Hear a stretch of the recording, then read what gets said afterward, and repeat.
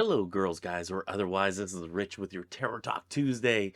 Um, so, a couple things. One, if you're not yet subscribed, make sure you hit that subscribe button. It's right down here-ish. Hit that bell notification so you get notified of when new videos are released. Let's see, what else? If you like these videos, hit that like button. If you dislike these videos, hit that dislike button. It all appeases the algorithmic gods of YouTube. All hail the algorithmic gods of YouTube.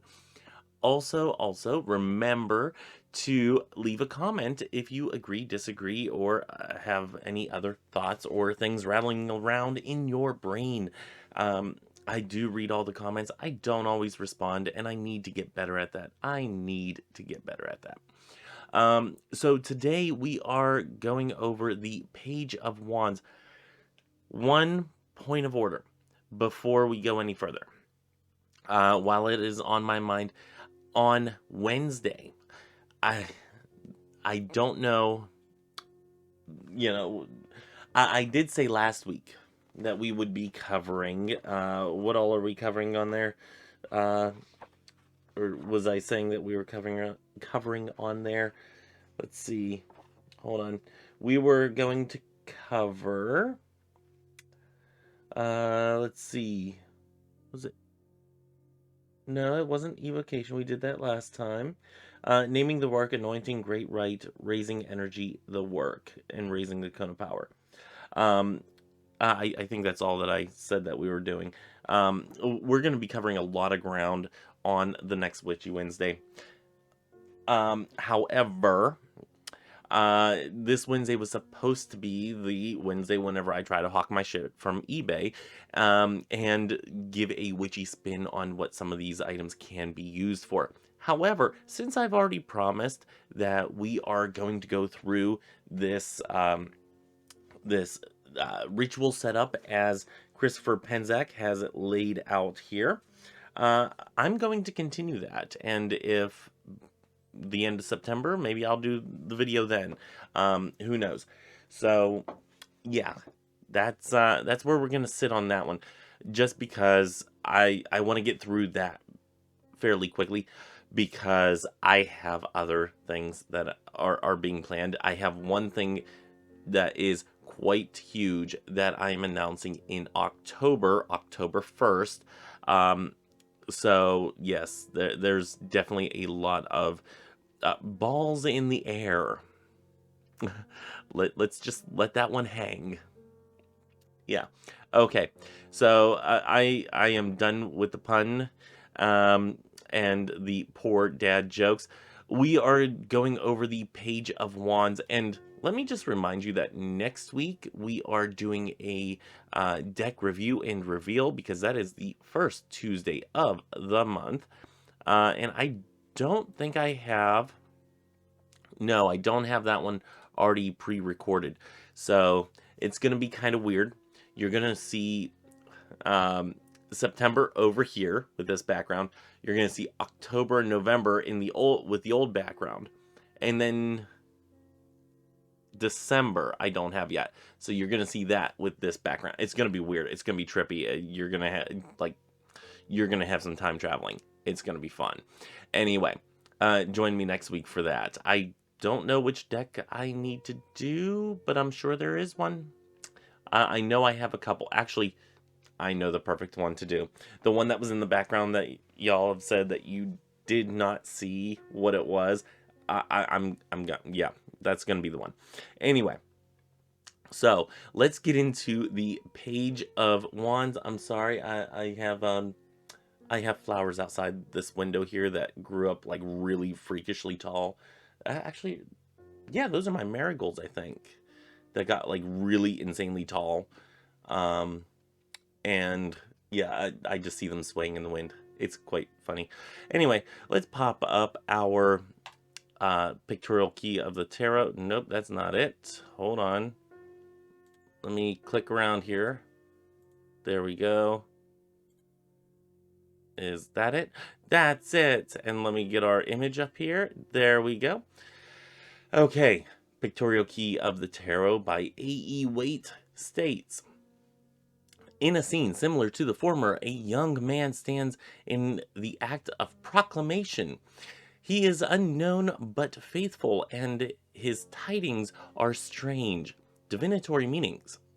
Dark young man, faithful, a lover, an envoy, a postman. Beside a man, he will bear favorable testimony concerning him. A dangerous rival, if followed by the Page of Cups, has the chief qualities of his suit. He may signify family intelligence. Reversed. Anecdotes. Announcements. Evil news. Also, indecision and instability which accompanies it. Yeah, I do disagree with A.E. Waite on a lot of his meanings for his own deck, and this is no exception. I don't see that really at all. Yeah, no. Okay. A.E. Waite, down you go. Anyway, let's make this bigger. Okay. So again, because this is such a plain scene overall, there's not a lot going on here. I'm going to just tell you what I see rather than circling everything and uploading it and then, having all the problems with the pictures and everything that I seem to always end up having. The first thing I want to look at is, look how he's standing. He is standing on solid ground. He's not walking. There's no movement. He is standing there. Solid stance. The wand is on the ground, it appears. Maybe he's holding it. Not really sure there. It looks like there can be, let me make this bigger. It looks like there can be a little bit of space between the wand and the ground, but it can also be that it is on the ground and it's an obstacle illusion. I really need to stop using that phrase because the actual phrase is optical illusion, but the person that I used to hear say that was not so much a nice person. So every time I use that phrase, I think of that individual. And even though the phrase makes me smile a little, it also brings back really bad PTSD type memories. So I really need to stop using that phrase. Anyway, looking at this card, you see that he is standing on steady ground. He is standing there. He is confident in the way he stands. The wand, whether it is on the ground or not on the ground, it is stable. It is not wavering around. It's not flopping to one side or the other. It is upright, erect. So we have all that going for us. Being on steady ground. Remember that the wands are about your creativity, your passions, and that passionate creativity that you have. That will come into play in a little bit. Notice what he's wearing. He has like this traveling cloak, but on his actual tunic, we see the salamanders. Salamanders are connected to the element of fire, which is what the wands are in the tarot. Also, the Golden Dawn and ceremonial magic and whatnot. Slightly disagree with that. However, my argument is my own, and yeah. Anyway, we're gonna move on from that because I've already made that argument plenty of times. Notice the look on his face, though. For somebody that's not going anywhere, it seems to be stuck in the middle of a desert. We have like some pyramid-looking things. Maybe these are supposed to be mountains. We don't really know. For somebody that's in the desert here, he's like just kind of like looking at this like, oh, look at that. What a nice little wand. But really, look at his line of sight there. He's looking at these sprigs that are, blossoming off of the wand or coming up off the wand. He's kind of examining it. And that takes us to really what the Page of Wands is about, at least for me, and um, from my studies on it. For me, the Page of Wands is about um, mapping out your creative journey, your creativity, and whatnot. Maybe you're starting something new. Maybe you have something in the works, such as I keep on dropping hints. Maybe y'all will um, know what the thing is. But I don't think anybody has guessed it yet. If you have guesses as to the big reveal, let me know in the comments below. The winner. What am I going to do for the winner? You know what? If somebody guesses correctly what I'm planning on the big reveal in October, I will give you a tarot reading. Let's just do that. So surprise little contest here. Yeah, if you can guess correctly, you only get one guess. If you guess correctly, then yeah, whenever I reveal it on October 1st, I will also give you a free tarot reading. There we go. And it's probably going to be the long form one, the Grand Tarot Tableau that I do. And that takes about an hour to 2 hours. Um, yeah, it takes quite some time, and I'll record it and everything. I'll put it on here on YouTube. It will be privatized, so you can go to it, you can view it, and it will stay up forever. But you are the only one that will have access to it. So if y'all know how that works, you know. Anyway, yeah, this individual has something in the works. They have something that's going on that they're planning, and they're looking at this little bud, and they're starting to think of what it might become, and how to get those wheels moving, and how to make this creative aspect come to life. So that to me would be what the Page of Wands is. Again, he's not rushing. Things are happening in their own time. They're moving at the pace that they need to for the undertaking that is being done. So he's trusting the process, he's planning the process, he's very involved in the planning of this process, and he's contemplating it a lot. So, and like I said, he's not going anywhere. He's very calm, he's very still. He's in this arid desert is what it looks like, and he's still, even in his traveling cloak and whatnot, which looks like it would be really insanely hot. He just seems content in where he's at, and he's sitting in that moment, and I kind of love that, the sitting in the moment situation where you're just there and you're just taking it in. So let me go ahead and flip that around. Oh, that didn't do it. Hold on. Let me go ahead and flip that around in reverse. This could be situations where you've tried something over and over and over, and it hasn't really happened. You have tried this thing before, and it hasn't really come to fruition. And that doesn't mean that because one time it was a failure, that you should never try it again. This is the situation of, if you are thinking of doing something that you have done before, and you are kind of put off by it because it's failed before, maybe you shouldn't be put off by it. Take into consideration further planning, more strenuous planning. Make attempts to reach out to somebody who can be a mentor to you, and seek out these helpers that can assist you in what's going, what you would like to have go on. Jelly, what are you doing over there? I don't know what she's doing. She's like, scratching on something. I don't know what it is, but oh, here she comes. Anyway, um, let's break this down even more. This could be that you have something started, but you haven't really planned fully for it.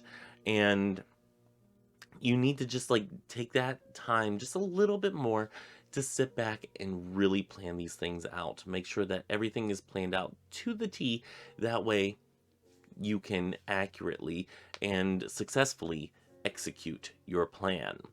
So this one is all about the creative process and getting things planned out for where they need to be. And that's where I see it. Now, of course, whenever we're talking the court cards, this could also be a younger individual, a child. This could mean, I would say, child to adolescent. The knights being adolescent to adulthood, and then the adulthood, you have the king and queen, respectively. But this could be also signifying a child. And possibly their growth, possibly their what where they're at in the plan. Yeah, I don't really use court cards as children or as individuals. Sometimes it comes through as that, intuitively I look at it and I'm like, oh, that's a person. And I've done that several times, and I've flat out told people this could be that it is not an individual at all. And there could be a possibility, but for me, I'm really thinking that this is an individual. And I will tell people that when I give them a reading. And if you comment below, you'll probably get one of those too. Those types of instances where, the intuition just really kicks into overdrive and is like, oh crap, okay, this is what this is and this and that, and yeah, you know how it is. Y'all have done readings before, or at least most of you have. For those who are intuitive, whenever they read and they just really connect in, you know what I mean. So that's all that I have for this week. Join me tomorrow whenever we are continuing through the ritual the ritual aspects that Christopher Penzak marks out in the Outer Temple of Witchcraft. Join me for Table Talk Thursday on Thursday. Join me Saturday whenever we are doing part 3 of chapter 13 of the Outer Temple of Witchcraft. And then join me on Sunday for our continuation of the study of the secret book of James in the Nag Hammadi texts. And on that note, I also do want to say thank you for everybody that has commented. I don't know if the individual in question has seen the video or has seen the comments, but I am going to message them to let them know that, this video was made. Please make your way there, because there are people there that do care for you or care about you. And you're not alone in the way that you're feeling here. I have a feeling that many of us in the Christo-Pagan community feel that instance where you're like, I don't know if I'm Christian, I don't know if I'm pagan, I'm kind of caught in the middle, I kind of feel dirty about it. And matter of fact, I just got another email today where somebody was saying, I'm not sure if Christianity is right for me, and I'm interested in paganism. Whoops, I do apologize for that. And this individual said to me, I'm not sure if I'm Christian, I'm not sure if I'm into paganism, I don't know. And this is the second email I've gotten in what, a week, and with the same situation almost. Yeah. So it's I don't know what it is, if people are leaving the Christian church and going more towards pagan practices, or Christo-Paganism is seeming appealing for a different reason other than you get to practice your own practice and you get to make things up as you go. I don't know what it is, but having 2 emails in the span of like a week is my heart breaks for these people, because I've been there, and there are times whenever I'm still there, and I know how y'all feel. I'm right there with you on how you feel there. So, my heart breaks for people whenever they are going through that type of situation. So, but if you have not seen that video and you would like to show your support for this individual, go back to Sunday's video and comment on that. Let them know that that you are here for them, because we have a kick-ass community here. Anyway, I'm just now rambling. So, yeah, until next time, may you have love, hugs, and ladybugs. Bye-bye.